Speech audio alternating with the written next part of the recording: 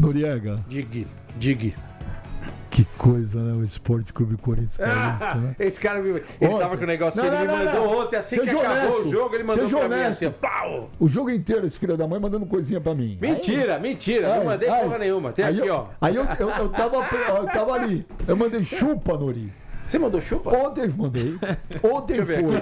Eu vou comprovar. Ontem foi a Portuguesa sendo a Portuguesa e o Corinthians sendo o Corinthians, gente. É assim, tava atrás do gol. Você me deu o prazer e a honra da sua audiência ontem? Óbvio. Então, você não viu que eu falei isso? Óbvio, eu tava na assistindo. Metade do segundo tempo que ia acontecer? Inclusive, eu ia zoar o Dodô, porque o Dodô falou um negócio lá que aconteceu o contrário, eu preciso lembrar. Eu tava atrás do gol, a hora que deu 40 minutos, eu falei pros colegas repórteres de rádio. Que horas esse é o Corinthians Time. A gente fez um bolão. Eu falei, vai sair o gol aos 42 e vai ser do Pedro Raul. Aí o colega do lado falou, vai ser um chute de fora do Alan. A gente errou, mas foi tava na cara. Que golaço e os pênaltis estavam na cara também. Quando todo mundo começou a acertar a portuguesa, cada jogador que vinha a gente já sabia. Esse aí vai errar, qualquer hora vai errar um. O desempenho da Portuguesa foi sensacional. Os repórteres de rádio, todo mundo fez. A Portuguesa jogou muita bola, mas não ganhou o jogo no primeiro tempo que era pra ter ganhado. A Portuguesa poderia ter virado 3-0 o primeiro tempo. Jogou muito melhor que o Corinthians. Jogou melhor que o Corinthians. Não fez. Aí começa o segundo tempo, teve um lance, vocês vão lembrar, do João Vitor, lateral direito da Portuguesa. Chuta cruzado. E quase que a bola passa por baixo, igual passou no gol do Zé Vitor. Ali, cara, mudou o jogo ali. Depois daquele lance, o Corinthians começa a jantar a Portuguesa. Porque é assim, velho. O cara pode falar, é porque é a Portuguesa, não. Se fosse Corinthians e Palmeiras, São Paulo e Santos, 1-0, no final, quem tá perdendo vai pressionar. É sempre assim. Não, e o Dorival... Desde que começou o jogo é assim. Só que o Corinthians foi lá, tem mais qualidade. O Vitinho fez um golaço. Não, muito mais qualidade. Agora, eu acho que a gente tem que elogiar o Dorival. Ele fez algumas substituições boas. Foi lá. Por exemplo, ele tirou o Ranieri, puxou o Alan pra trás, né? Porque o Alan é que tava carteando o jogo. Mas ele não teria tirado o Depay. Mas eu acho que ele saiu cansado, né? Ele colocou bolsa de gelo no joelho. Eu acho que ele saiu cansado. E o Matheus Bidu colocou gelo nos dois tornozelos. E até a última substituição, veja, quando ele tirou o Matheus Bidu para pôr o Kaique, se você prestar atenção na hora do gol, o lateral direito da Portuguesa e o ponta, eles dividem a atenção entre o Kaique e o Vitinho. E o Vitinho ficou livre e fez o gol. Então eu acho que o treinador da Portuguesa trabalhou bem, dentro dos limites que ele tem, e o Dorival também. Acho que o Dorival, quando o técnico faz bobagem, a gente fala. Quando ele faz coisa certa, acho que a gente tem que elogiar. Eu acho que o Fábio Matias, ele só errou de tirar ali os caras que estavam muito bem no meio campo. Né? Tudo bem que estava no final do jogo, ele queria segurar o resultado, mas ele tirou o Gabriel Pires. Mas o ponta direita cansou. Mas ele tirou o Gabriel Pires. O Everton, né? E aí ali ele chamou muito o Corinthians, era quase 40, 41 mas minutos. Que tava no fim, e o Gabriel Pires também é um jogador experiente, jogou fora, jogou em Portugal. Mas era um cara importante para segurar essa bola, entendeu? Ali no final. Agora, o Dorival, o que mostra, na verdade, é que o Dorival ele tá muito, muito confiante hoje no trabalho dele no Corinthians. E tá conhecendo melhor o elenco. Porque ele tirar o Memphis, eu concordo com o Benja, na hora que sai o Memphis, é um susto. Ao mesmo tempo do Bidon. Porque o Corinthians tá perdendo o jogo. Você tira o Memphis, o Breno Bidon, que são os dois caras assim principais que estão dentro de campo, mas é justamente porque o Dorival ele tá com confiança. Então ele olhou pro campo, viu que os caras estavam mal fisicamente, colocou outros caras pra jogar. Ô Galvão, eu achei uma conversa minha com um amigo meu, que eu não preciso falar, não vou falar quem é. Trabalha na Record?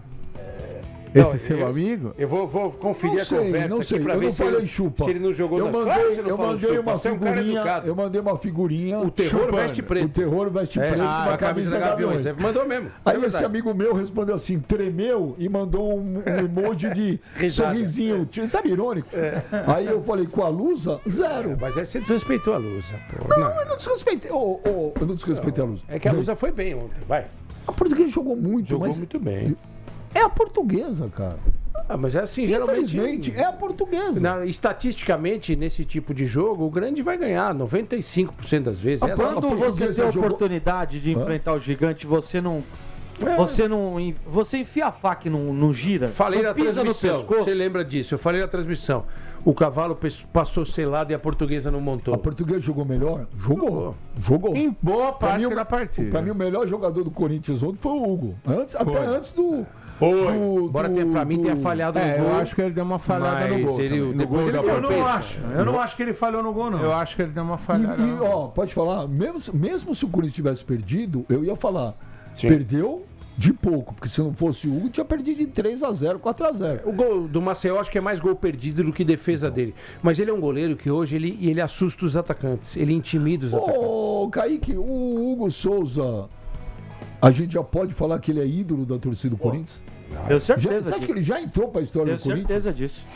Até pelos títulos que ele já conquistou, Campeonato Paulista sendo protagonista, a Copa do Brasil importante pra caramba. Eu vou dizer um negócio. Amanhã, no meu podcast no Benjamin Múcio, eu gravei agora, cara, um pouco, com o Marcelo Paz. É a primeira entrevista que o Marcelo Paz dá como diretor do Corinthians, exclusiva. Uma hora eu pergunto, o Hugo Souza vai embora? Ele recebeu proposta?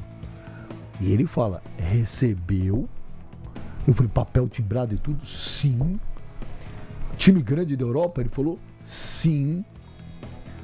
Só que não foi uma proposta que nós gostamos e... Quer dizer, tem clube da Europa atrás do Hugo Souza. Mas eu acho que falaram no Milan, né? Teve uma época... Ele mas não vou te falar quem era, só falou que era time grande. Eu acho que o Hugo, ele valoriza a condição de ídolo do Corinthians de uma forma que o Carlos Miguel, por exemplo, não fez. O Carlos Miguel poderia ser o Hugo de hoje, porque a vez era dele, só que ele não quis. Quem é mais goleiro pra você, Hugo ou Carlos Miguel? Olha, é difícil porque a gente não viu o Carlos Miguel ainda.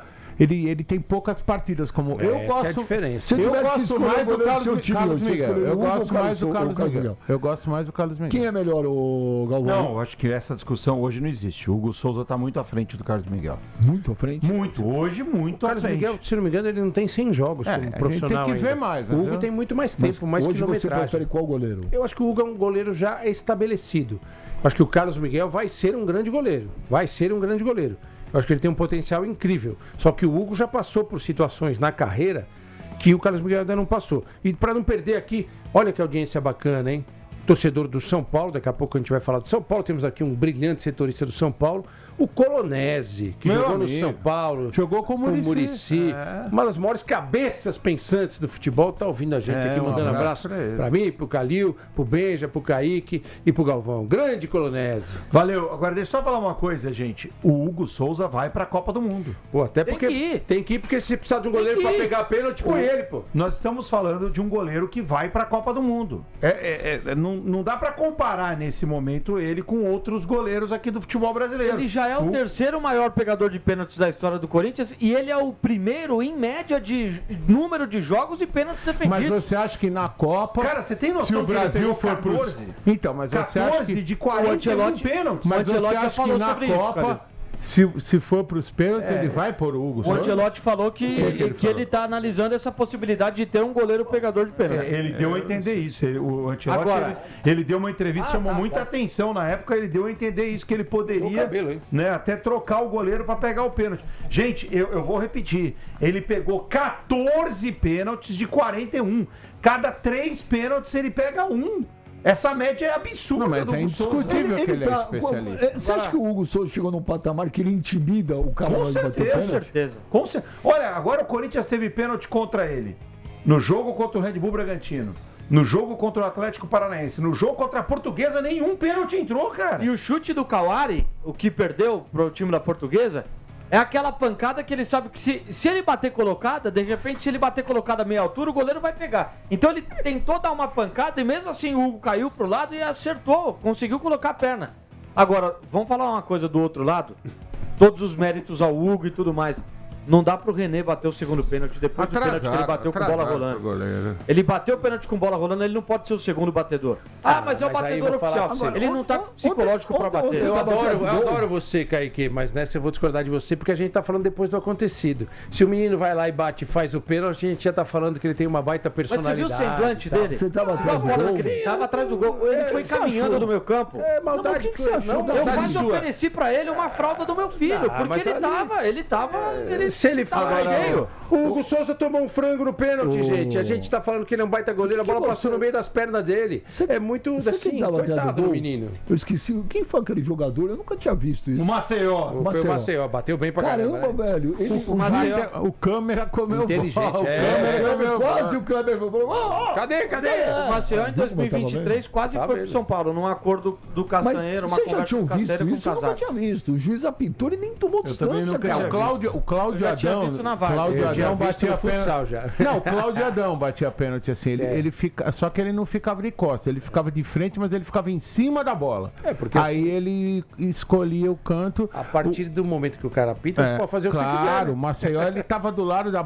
Pelo que eu vi, ele tava de costas, né? Ele virou e chutou. Ele tava de frente, cara. Ele tava fingindo que ele tava fingindo que ele tava posicionando o pé de apoio pra dar os passos pra trás. Mas apesar do Corinthians ter ganho ontem, daquele jeito e tal, o torcedor saiu feliz.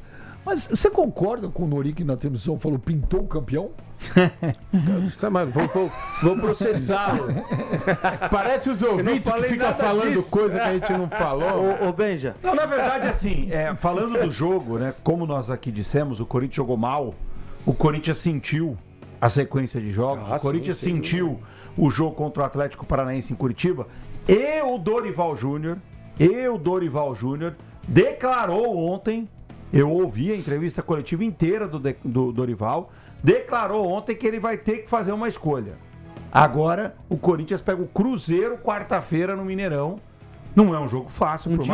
Um dia e meio a menos de descanso do que o Cruzeiro. Por mais que o Cruzeiro não esteja lá voando, mas não é um jogo fácil. E no sábado tem Novo Horizontino e Corinthians em Novo Horizonte, semifinal do Paulista. 8h30. E vai se repetir a mesma história. O Novo Horizontino não joga no meio de semana. Porque essa é a diferença. A diferença é que um time se prepara a semana inteira e o outro está desgastado por jogar 2 vezes durante a semana. O Dorival vai ter que fazer essa escolha. Ele disse isso ontem. Eu perguntei. A entrevista que eu fiz com o Marcelo Paes está sensacional. Tô falando sério. E eu perguntei disso aí também. Vai pro time titular? Vai poupar? Sabe o que ele respondeu? O quê? Assiste. Ô, louco.